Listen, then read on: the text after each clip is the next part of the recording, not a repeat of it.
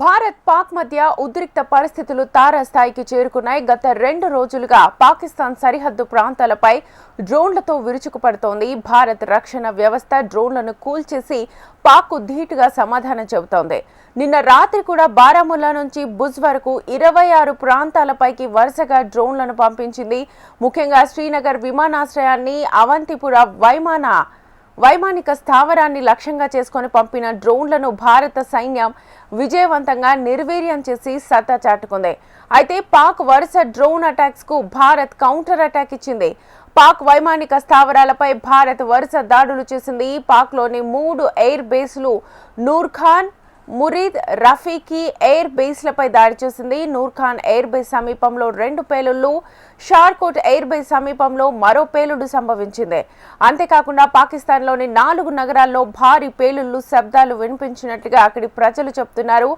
లాహోర్, రావల్పిండి, పంజాబ్, ఇస్లామాబాద్ పై భారత్ పేలుళ్లకు పాల్పడినట్లుగా ఆరోపిస్తున్నారు. ఒక్క రావల్పిండిలోనే వరుసగా 5 చోట్ల భారీ పేలుళ్లు సంభవించినట్లుగా తెలుస్తోంది. దీనిపై కాసేపట్లో ఇండియన్ ఆర్మీ అధికారులు ప్రెస్ మీట్ పెట్టి వివరాల్ని అందించనున్నారు.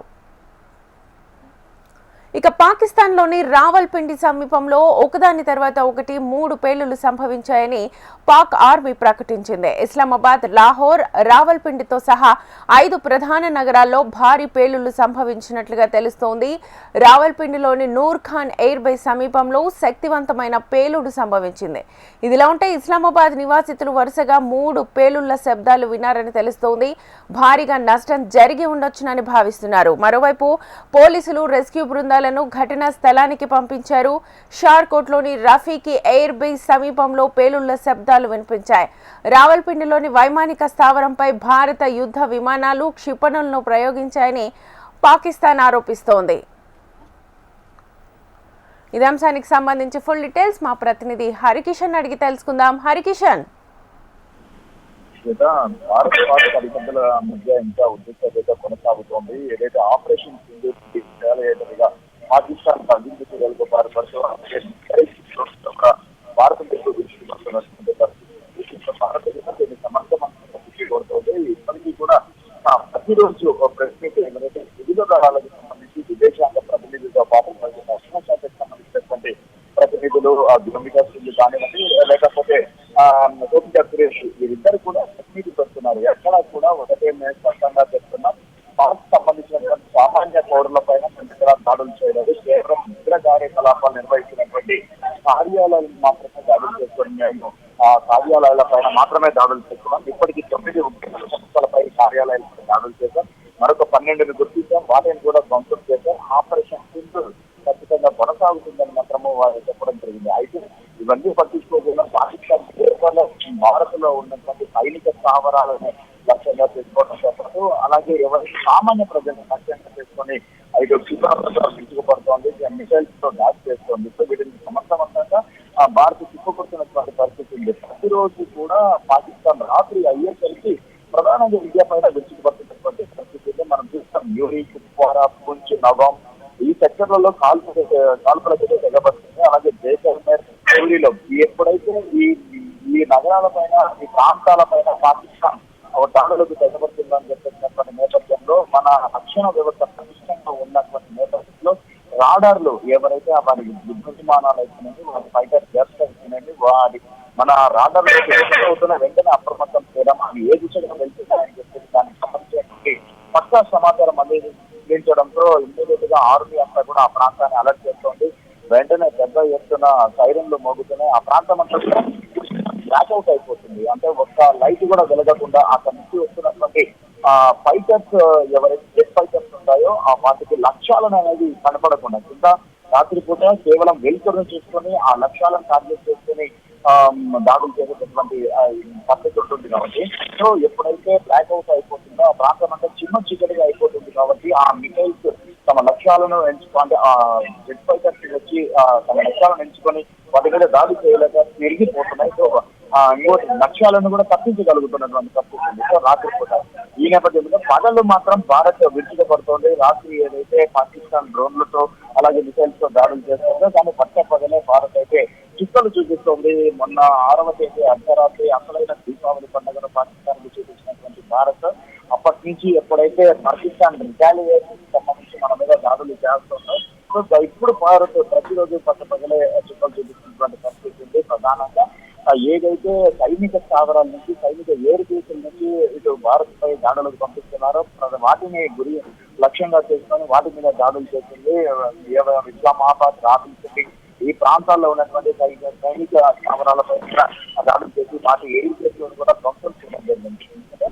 అక్కడి నుంచి ప్రతిసారి కూడా ఈ యుద్ధ విమానాలు కానివ్వండి లేదా మిగతా ఏదైనా కార్యకలాపాలు జరపాలంటే అదే కేంద్రంగా ఉంటాయి కాబట్టి ప్రధానంగా భారత్ వాటినే కేంద్రంగా చేసుకోవడం జరిగింది. సో దీన్ని చాలా వరకు వారి నుంచి వచ్చినటువంటి దాడులను కొడుతూనే మరోవైపు మనల్ని మనం కాపాడుకుంటూ వారిపైన దాడులు చేస్తున్నటువంటి పరిస్థితి అయితే ప్రజెంట్ ఉందని చెప్పుకోవచ్చు.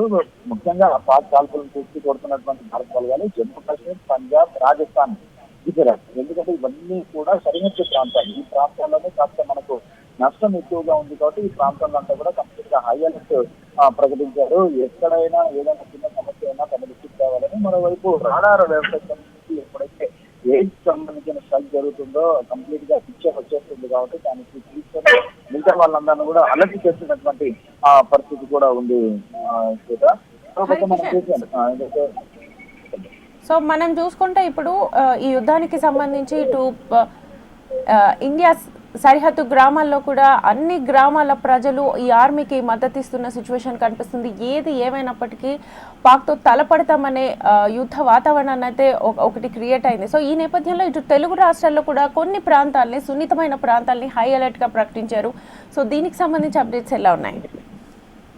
ఖచ్చితంగా చూద్దాం. ఎందుకంటే మనం చూసాం ఎప్పుడైతే ఆపరేషన్ సింధూర్ ప్రారంభమైనప్పటి నుంచి దేశంలో ఉన్నటువంటి అన్ని పార్టీలకు సంబంధించినటువంటి నేతలు ఆపరేషన్ సింధూర్ ని మద్దతించారు. ఎవరు కూడా ఇప్పటివరకు కూడా ఆపరేషన్ సింధూర్ కానీ లేదా ప్రస్తుతం జరుగుతున్నటువంటి యుద్ధ వాతావరణానికి సంబంధించి ఎటువంటి వ్యతిరేక వ్యాఖ్యలు అయితే చేయలేదు. ప్రతి ఒక్కరు కూడా పాకిస్తాన్ చేస్తున్నటువంటి ఉగ్ర కార్యకలాపాలకు కుటుంబిస్తుంది. భారత్ లో ఉన్నటువంటి సామాన్య పౌరులను అర్థం చేసుకోండి. సో వాటిపైన దాడులు చేసి అమాయక ప్రజలను చంపుతోంది అని చెప్పేసి కూడా అందరికీ తెలిసిన విషయం. దేశాల కూడా స్పష్టంగా చెప్పాయి. ఎందుకంటే మనం చూసాం ట్రంప్ అయిపోయింది, ఆ తర్వాత రష్యా అధ్యక్షుడు వ్లాదిమిర్ పుతిన్ అయితేనేమి, అలాగే జపాన్ సంబంధించినటువంటి అధ్యక్షుడు వీళ్ళందరూ కూడా స్పష్టంగా ఉదయం చెప్పడం జరిగింది. పాకిస్తాన్ అనేది భారత ఉగ్రవాదానికి ఊతమిస్తోంది కాబట్టి మేమంతా కూడా భారత్ తో కలిసి నడుస్తాం. ఒకవేళ చైనా కూడా పాకిస్తాన్ తో కలిసి వస్తే దానిపైన కూడా యుద్ధం చేయడానికి వెనకాడబోమని చెప్పేసి కూడా అగ్రరాజ్యం అమెరికా హెచ్చరించింది. మరోపక్క ఇజ్రాయెల్ దేశం అయితే కంప్లీట్ గా ఆయుధ సంపత్తితో భారత్ కి సహకరించేందుకు సిద్ధంగా ఉన్నాం. భారత్ తో పాటు ఏ దేశంతోనైనా కూడా తలపడేందుకు సిద్ధంగా ఉన్నామని చెప్పేసి ఇజ్రాయెల్ ప్రకటించింది. మరోవైపు రష్యా అయితే ఏకంగా మనకు ఆయుధాలను సప్లై చేస్తున్నటువంటి పరిస్థితి ఉంది. ఎప్పటి నుంచే మన మిత్ర దేశంగా ఉన్నటువంటి ఆ దేశాలు. సో ఇప్పుడు మన ప్రపంచ దేశాల పరిస్థితి చూస్తే మన ఇండియాలోనే కాకుండా మన రాష్ట్రంలో ప్రతి ఒక్క పౌరుడు కూడా ఈ రోజు భారతదేశం చూసుకున్నటువంటి మరొక వివిధ తరాలు చూసుకుంటున్నటువంటి ప్రతి పనికి కూడా వాళ్ళు స్వాగతిస్తున్నారు. ఖచ్చితంగా ఇండియా వెంట మేము ఉంటామని చెప్పేసి కూడా ఇటు సోషల్ మీడియా వేదికగా పెద్ద ఎత్తున వారు సంఘీభావం వ్యక్తం చేసినటువంటి ఆ పరిస్థితి కూడా లేకపోలేదు. మనం చూసాం నిన్ననే రేవంత్ రెడ్డి ఎవరైతే తెలంగాణ ముఖ్యమంత్రి ఉన్నారో ఈయన తన ఒక నెల జీతం పాటు రక్షణ శాఖ కూడా విరాళంగా కేటాయించడం జరిగింది. మరోవైపు ఇటు రాష్ట్ర వ్యాప్తంగా ఉన్నటువంటి ప్రతి ప్రాంతం నుంచి కూడా వీలైనంత ఆర్థిక సహాయం అందించేందుకు కూడా సిద్ధపడుతున్నటువంటి పరిస్థితి. ఇంకా మీరన్నట్లుగా రాష్ట్రంలో చాలా సున్నితమైన ప్రాంతాలు ఉన్నాయి. ఎందుకంటే గతంలో ఎక్కడ ఉగ్రదాడి జరిగినా భారతదేశంలో దాని మూలాలు హైదరాబాద్ లో బయటపడేది. ఇది ఎన్ఐఏ నేషనల్ ఇన్వెస్టిగేషన్ అథారిటీ స్పష్టమైనటువంటి ఆధారాలతో సహా గౌతమ్ చాట్ కానివ్వండి, దిల్సుఖ్ నగర్ సంబంధించి కానివ్వండి, లేదా లుంబిని ఇతర కూడా పెద్ద ఎత్తున మాపులు పెట్టి అమాయక ప్రజలు కూడా ప్రాణాలు కోల్పోయారు. తర్వాత దేశంలో ఎక్కడైనా ఎటువంటి బాంబుగా మోసం మోగినప్పుడు దాని మూలాలన్నీ కూడా హైదరాబాద్ లో కూడా బయటపడినట్టు ఉన్నాయి. సో హైదరాబాద్ తో పాటు ఇప్పుడు ఆంధ్రప్రదేశ్ లోని అక్కడక్కడ కూడా కొన్ని ఈ ఉగ్రవాద కార్యకలాపాలు అనేవి విస్తరించాయని చెప్పి కూడా ఇంటెలిజెన్స్ సమాచారం ఉంది. మరోవైపు సంబంధించి మరి ఏర్పాటు చేస్తున్నారు. ఏ క్షణమైనా కూడా ఏ నిమిషమైనా కూడా మనకి ఆదేశాలు అందుకే ఎటువంటి విధ్వంసం సృష్టించడానికైనా సిద్ధంగా ఉండాలంటూ అని చెప్పేసి కూడా వారికి గతంలో ఆదేశాలు ఇచ్చారు. సో ఆదేశాల కోసం స్లీపర్ సెల్స్ కూడా యాక్టివ్ గా ఉన్నటువంటి పరిస్థితి కూడా లేకపోలేదు. సో దీనిపైన ప్రజెంట్ ఎందుకంటే బయట దాయాది దేశంతో పాపుల మూత మోగిస్తూ వారికి ముఖ్యమంత్రులు పట్టిస్తున్నటువంటి భారత రక్షణ దళం, అలాగే లోపల భారతదేశంలో ఉన్నటువంటి ప్రతి మందులను కూడా అంటే తమ కథలో ఉండడంతో పాటు ఎవరైతే ముఖ్యంగా నిఘా వ్యవస్థను పూర్తిగా యాక్టివేట్ చేసింది, స్లీపర్ సెల్స్ గా ఉన్నటువంటి వారి పైన దృష్టి సారించింది. మరో పక్క ఇటు అంటే మనకు ఏదైతే దేశ నిఘా సంస్థ ఉందో రీసెర్చ్ అండ్ అనాలిసిస్ వింగ్, ఈ వింగ్ అయితే పూర్తిగా యాక్టివేట్ అయిపోయింది. ఎక్కడెక్కడ స్లీపర్ సెల్స్ ఉన్నారు, వారికి సంబంధించి ఎక్కడి నుంచి సంకేతాలు వస్తున్నాయి, సో వారి అకౌంట్స్ అన్ని కూడా ఉన్న వరకు స్వీప్ చేసుకోవడం జరుగుతుంది. సో ఈ నెట్ కి సంబంధించి ఏదైతే ఎక్స్ట్రా అకౌంట్ కానివ్వండి, లేకపోతే సోషల్ మీడియాకి సంబంధించి ఎక్కడ ఈ రకమైనటువంటి ఆదేశాలు అందుతున్నాయో అవన్నీ అవన్నీ అకౌంట్లన్నీ కూడా స్వీప్ చేస్తున్నటువంటి పరిస్థితి. మరోవైపు ఇప్పటికే మన రాష్ట్రం అంటే ఉభయ తెలుగు రాష్ట్రాల్లో ఉన్నటువంటి సున్నితమైన ప్రాంతాల్లో ప్రత్యేకంగా బలగాలతో మోహరించి బందోబస్తు కూడా ఏర్పాటు చేస్తుంది. ముఖ్యంగా కలియుగ ప్రత్యక్ష దైవం వెంకటేశ్వరుని కొలువైనటువంటి తిరుపతి కానివ్వండి, లేదా అష్టపీఠం ద్వాదశ జ్యోతిర్లింగం జరగాల్సినటువంటి శ్రీశైలం కానివ్వండి, సో ఈ ప్రాంతాన్ని అంతా కూడా పూర్తిగా హై అలర్ట్ జోన్గా కూడా ప్రకటించడం జరిగింది. నిన్నటి నుంచి కూడా ప్రత్యేకంగా ఇక్కడ బలగాలను పెంచడం, వస్తున్నటువంటి ప్రతి వాహనాన్ని క్షుణ్ణంగా తనిఖీ చేయడంతో పాటు ఎవరైతే కొత్త వ్యక్తులు వస్తున్నారో వాళ్ళందరినీ కూడా కంప్లీట్ గా తనిఖీ చేసిన తర్వాత వాళ్ళ వివరాలు వాళ్ళను లోపలికి గుళ్ళోకి అలౌ చేయడం పరిస్థితి. మరోవైపు మనం ఇందాక మాట్లాడుకున్నట్టుగా ఇటు సరిహద్దు ప్రాంతాలు ఏవైతే ఉన్నాయో ఈ రాష్ట్రాలకు సంబంధించి అనుమానిత వ్యక్తులు ఉన్నా కూడా కాల్చిపడేదని చెప్పేసి ఇటు రక్షణ శాఖ ఆదేశాలు జారీ చేసినటువంటి నేపథ్యంలో ఇక్కడ కూడా హై అలర్ట్ కొనసాగుతున్నటువంటి పరిస్థితి అయితే ఉంది. ప్రస్తుతం మాత్రము యుద్ధ మేఘాలు కమ్ముతున్నాయి. ఇటు దేశాలు సైతం కూడా ఒక్కొక్క దేశం ముందు మా మనసులో మాట స్పష్టంగా చెప్తున్నటువంటి పరిస్థితి కూడా లేకపోలేదు. ఇప్పటి వరకు కూడా ప్రతి దేశం ఇటు భారతదేశానికి సపోర్ట్ చేస్తే ఒక చైనా వరకు మాత్రము పాకిస్తాన్ వెంట నడుస్తామని. ఎందుకంటే పాకిస్తాన్ కి ఈ రోజు కూడా చైనా ఆయుధాలు అమ్ముకున్నటువంటి పరిస్థితి ఉంది. వారి దేశానికి సంబంధించి పాకిస్తాన్ తో పోటీ పాకిస్తాన్ తో సపోర్ట్ చేయకపోతే భారత్ తో తమతో సరిహద్దు సమస్య వచ్చేటటువంటి అవకాశం ఉంది. కాబట్టి ఖచ్చితంగా ఇప్పుడు పాకిస్తాన్ సపోర్ట్ చేస్తున్నటువంటి పరిస్థితి అయితే తాజాగా ఉంది. అయితే మొత్తానికి మాత్రం చూసుకుంటే ఇప్పటి వరకు కూడా జరిగినటువంటి ఎయిట్ స్ట్రైక్స్ తో కేవలం కూడా అన్ని ఎయిట్ స్ట్రైక్స్ జరుగుతున్నాయి. సో ఇప్పటి వరకు అయితే భారతీయ గతంలో జరిగినటువంటి యుద్ధాల్లో కూడా భారతీయ పై చేయి ఉంది. ఇప్పుడు కూడా భారతీయ పై చేయి.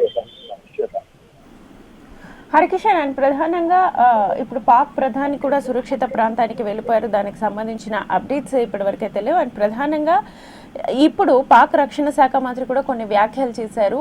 ఒకవేళ ఆర్మీ కాకుండా ఆర్మీతో పాటు ఇటు మదర్సా విద్యార్థుల విషయానికి వస్తే వారు మాకు రెండో రక్షణ శ్రేణి, సో వాళ్ళని కూడా అవసరమైతే ఉపయోగిస్తాము అని కొన్ని కమెంట్స్ చేశారు.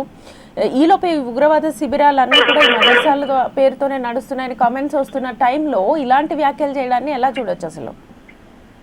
ఖచ్చితంగా, ఎందుకంటే వాళ్ళు నిన్న సోషల్ మీడియాలో కొందరు విద్యార్థులు కూడా చెప్పడం జరిగింది. మదర్సాల్లో మాకంతా కూడా భారత్ మీద వ్యతిరేకతను ఎక్కువగా నోడిపోతున్నటువంటి పరిస్థితి. ఒక మదర్సా అనేది చాలా వరకు కూడా ఒక మనిషి జీవితంలో ఏ రకంగా బ్రతకాలి, సో ఖురాన్ని నమ్ముకున్న వాడు మనిషికి సాయం చేసి ఏ రకంగా ఎదగాలి అన్నటువంటి సూత్రాలన్నీ ఉంటాయి. కానీ ఇక్కడ మాత్రం కేవలం భారత్ పైన దేశం ఎలా విషం కట్టాలి, అలాగే భారత్ని ఎలా నాశనం చేయాలి అన్నటువంటి దాన్ని ఎక్కువ హైలైట్ చేస్తూ తమకు నేర్పిస్తున్నారని చెప్పి కొందరు విద్యార్థులు సోషల్ మీడియా వేదికగా కూడా పాకిస్తాన్ సంబంధించినటువంటి వారు వ్యాఖ్యానించడం జరిగింది. అది పెద్ద వైరల్ కూడా ఇప్పుడు అవుతున్నటువంటి పరిస్థితి ఉంది. సో ఈ నేపథ్యంలోనే అక్కడ ఉన్నటువంటి మదర్సాలలో ఏ రకమైనటువంటి విద్యనో అలాగే ఏ రకమైనటువంటి దీన్ని నేర్పిస్తున్నారో మనకు అర్థం చేసుకోవచ్చు. కేవలం కూడా పాకిస్తాన్ ప్రతి చిన్న పిల్లవాడి నుంచి కూడా ముసలిదాని వరకు కూడా భారతదేశం పైన విధ్వంసం చేయాలన్నటువంటి ఏకైక లక్ష్యంతో వారిని చేస్తున్నటువంటి పరిస్థితి ఉంది. సో దీని నుంచి బయట పడేందుకు తాజా దాడులు అయితే ఖచ్చితంగా ఉదాహరిస్తాయని మాత్రం చెప్పుకోక తప్పదు. మరోవైపు ఒకసారి మనం చూసాం, ఇప్పటి వరకు కూడా కవ్వింపు చర్యలకు పాల్పడింది పాకిస్తాన్. ఒకవేళ ఇండియా తమపై దాడులు చేస్తే అణుబాంబులు ప్రయోగిస్తాను, అలాగే ఎక్కడెక్కడ ఉపేక్షించేటటువంటి పరిస్థితి లేదు అని చెప్పేసి. సో అణుబాంబులతో దాడి చేయాలన్నా కూడా దానికి పెద్ద ప్రాసెస్ అనేది ఉంటుంది. అణుబాంబులతో దానికి లాంచ్ ప్యాడ్ కోర్స్ అనేది ఒక చోట ఉండదు, 2-3 చోట్ల నుంచి వాటిని తీసుకోవడానికి ఒక 2-3 రోజుల సమయం పట్టేటటువంటి అవకాశం ఉంటుంది. సో ఈలోగా అణుబాంబులు ఎక్కడి నుంచి దాడులు జరుగుతున్నాయో అన్న దానిపైన పూర్తిగా దృష్టి సారిస్తే వాటిని ఏదైతే ఆ లాంచ్ ప్యాడ్స్ ఉంటాయో ఆ లాంచ్ ప్యాడ్స్ నుంచి కంప్లీట్ గా ఆ లాంచ్ ప్యాడ్స్ ని పూర్తిగా ధ్వంసం చేయడానికి కూడా ఇతర దేశాల సహాయంతో లేదంటే మన శాటిలైట్ సహాయంతో వాటిని ధ్వంసం చేసేందుకు కూడా సిద్ధంగా ఉంటుంది. మరోపైన ఇప్పటి వరకు కూడా పాకిస్తాన్ దగ్గర 130 అణుబాంబులు ఉన్నట్టుగా కూడా ఆ దేశం ప్రకటించింది. కానీ అంతర్జాతీయ ఇంటెలిజెన్స్ ప్రకారం దగ్గర దగ్గర 160 నుంచి 170 వరకు అణుబాంబులు ఉంటాయని చెప్పేసి కూడా ఒక అంచనా అయితే ఉంది. సో ఈ నేపథ్యంలోనే ఇండియాకు సంబంధించి కూడా ఒకవేళ అణుదాడి ఒక్కసారి జరిగితే తిరిగి అంటే ఇండియాలో కొన్ని చోట్ల వరకు ఆల్మోస్ట్ ఆల్ 50 to 60% ఇదే అట్లా అంటే చాలా వరకు కూడా నష్టం కలిగేటటువంటి అవకాశం ఉంది. అదే తిరిగి ఇండియా అణుదాడి చేస్తే పాకిస్తాన్ ప్రపంచ పటంలో మాత్రం కనుమరుగైపోతుంది. సో ఈ నేపథ్యంలోనే అణుదాడికి సంబంధించి కూడా పెద్ద ఎత్తున చర్చ నడుస్తున్నటువంటి పరిస్థితి కూడా లేకపోలేదు. మొత్తానికి మాత్రం ఎయిర్ స్ట్రైక్ వారు ఇండియానే సైకిల్గా ఉందని చెప్తున్నారు. Thank you. Right Harikishan, thank you.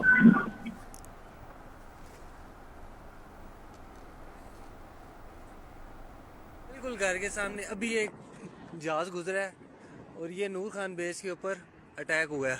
भाईजान नूर खान बेस में आके गिरा है. ये अटैक हुआ है नूर खान बेस पे. बिल्कुल घर के सामने अभी एक जहाज गुजरा है और ये नूर खान बेस के ऊपर अटैक हुआ है. भाईजान नूर खान बेस में आके गिरा है. ये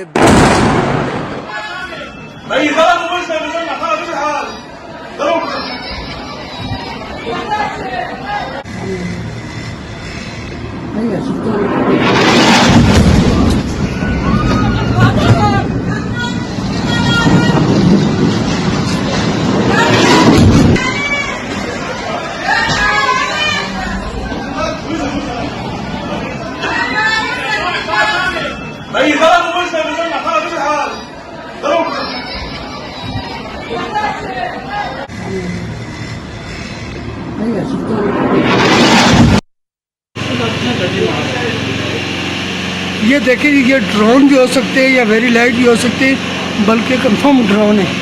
3 ड्रोन है ये इस वक्त इन्होंने छोड़े हुए इंडियन आर्मी की तरफ से. और इनको गिराने वाला भी कोई नहीं. अगर इनको किसी तरह गिराया जाए तो ये देखिए, ये रोशनी की गोले और ये इन्होंने पूरा नक्शा बनाया. और चौथा वो है, एक वो है सर, वो चौथा और 5वां. सर ये 5 ड्रोन है, सारे 5 है सर, 5 ये ड्रोन है. ये इंडियन आर्मी ने छोड़े हुए हैं. ये देख सकते हैं आप, ये आप देख सकते हैं, ये उनने छोड़े हुए हैं. और ये लाइटिंग वो पूरा नक्शा बना रहे हैं, वो पूरी चीज़ें कवर कर रहे हैं. ये देख सकते हैं आप, ये देखेंगे, ये देखेंगे, ये देखेंगे. ये 2, 3, 4 और 5 very late type. Bharat Pak మధ్య ఉద్రిక్త పరిస్థితులు తారస్థాయికి చేరుకున్నాయి. గత 2 రోజులుగా పాకిస్తాన్ సరిహద్దు ప్రాంతాలపై డ్రోన్లతో విరుచుకుపడుతోంది. భారత రక్షణ వ్యవస్థ డ్రోన్లను కూల్చేసి పాక్ ధీటుగా సమాధానం చెబుతోంది. నిన్న రాత్రి కూడా బారాముల్లా నుంచి భుజ్ వరకు 26 ప్రాంతాలపైకి వరుసగా డ్రోన్లను పంపింది. ముఖ్యంగా శ్రీనగర్ విమానాశ్రయాన్ని, అవంతిపుర వైమానిక స్థావరాన్ని లక్ష్యంగా చేసుకుని పంపిన డ్రోన్లను భారత సైన్యం విజయవంతంగా నిర్వీర్యం చేసి సత్తా చాటుకుంది. అయితే పాక్ వరుస డ్రోన్ అటాక్స్ కు భారత్ కౌంటర్ అటాక్ ఇచ్చింది. పాక్ వైమానిక స్థావరాలపై భారత్ వరుస దాడులు చేసింది. పాక్ లోని 3 ఎయిర్ బేస్లు నూర్ ఖాన్, మురీద్, రఫీకి ఎయిర్ బేస్లపై దాడి చేసింది. నూర్ ఖాన్ ఎయిర్ బేస్ సమీపంలో 2 పేలుళ్లు, షార్కోట్ ఎయిర్ బేస్ సమీపంలో మరో పేలుడు సంభవించాయి. అంతేకాకుండా పాకిస్తాన్లోని 4 నగరాల్లో భారీ పేలుళ్లు, శబ్దాలు వినిపించినట్లుగా ప్రజలు చెబుతున్నారు. లాహోర్, రావల్పిండి, పంజాబ్, ఇస్లామాబాద్ పై భారత్ పేలుళ్లకు పాల్పడినట్లుగా ఆరోపిస్తున్నారు. ఒక్క రావల్పిండిలోనే వరుసగా 5 చోట్ల భారీ పేలుళ్లు సంభవించినట్లుగా తెలుస్తోంది. దీనిపై కాసేపట్లో ఇండియన్ ఆర్మీ అధికారులు ప్రెస్ మీట్ పెట్టి వివరాల్ని అందించనున్నారు.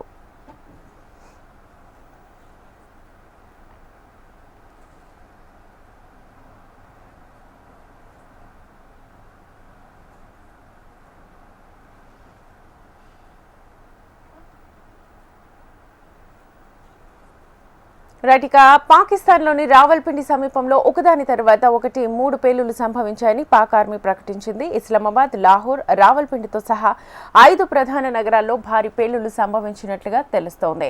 ఇక ఇటు భారత్ పాక్ మధ్య యుద్ధ వాతావరణం అయితే తారస్థాయికి చేరుకుందని చెప్పొచ్చు. సో ఈ నేపథ్యంలో ఇటు తెలుగు రాష్ట్రాల్లో కూడా కొన్ని సున్నిత ప్రాంతాల్లో హై అలర్ట్ అయితే ప్రకటించారు. ఇదే అంశానికి సంబంధించి ఫుల్ డీటెయిల్స్ మా ఏపీ కోఆర్డినేటర్ రాజేష్ అడిగి తెలుసుకుందాం. రాజేష్,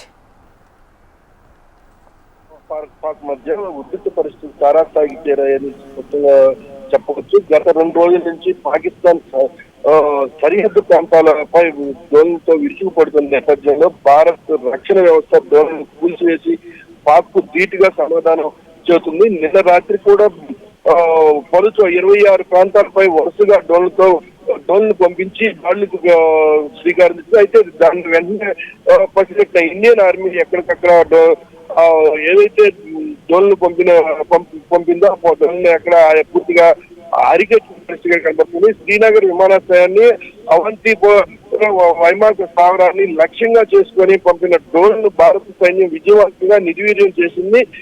భారత సత్తాను చాటి చెప్పింది. అయితే పూర్తి స్థాయిలో ఇంతవరకు గడిచిన 2 రోజుల నుంచి చూసుకుంటే పాక్ చేస్తున్న ప్రతి చర్యను కూడా భారత్ తిప్పికొడుతుంది. పూర్తి స్థాయిలో ఎక్కడా కూడా వెనుకడుగు లేకుండా ఇండియన్ ఆర్మీ గట్టిగానే బుద్ధి చెప్పే పరిస్థితి కనబడుతుంది.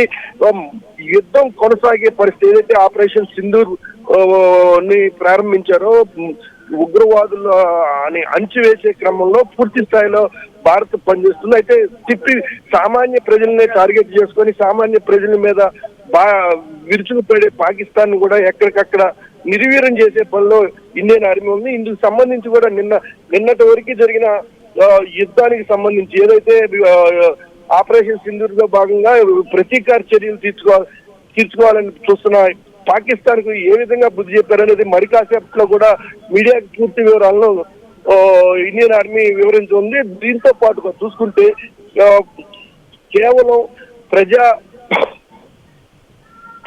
నివాస ప్రాంతాల మీద టార్గెట్ చేసుకున్న పాక్ను తిప్పికొట్టే విధంగా ప్రజలను కూడా అప్రమత్తం చేసి ఎక్కడికక్కడ అవేర్నెస్ క్యాంప్ పెడుతూ అదేవిధంగా ఏ విధంగా ప్రతీకార చర్యలు ఉండాలి అనే అంశాల మీద కూడా పూర్తి అప్రమత్తం అయింది.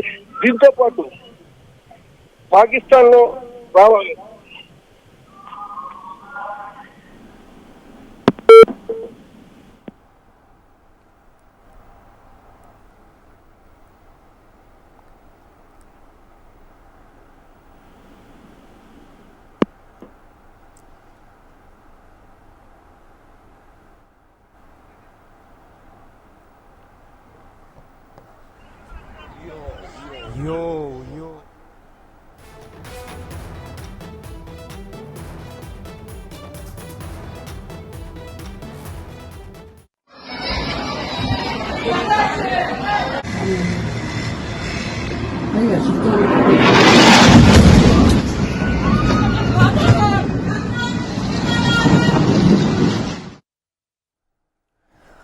రైట్, ఇక మనం కంటిన్యూస్ గా చూస్తూనే ఉన్నాం. పాకిస్తాన్ మీద దండెత్తింది భారత్. జమ్మూ కాశ్మీర్లో నియంత్రణ రేఖ పొడవున డ్రోన్లు, మిసైళ్లతో పాకిస్తాన్ సాగించిన దాడికి ప్రతీకారంగా యుద్ధానికి దిగింది భారత్. రాజధాని ఇస్లామాబాద్, లాహోర్, సియాల్కోట్ వంటి నగరాలపై విరుచుకుపడుతోంది.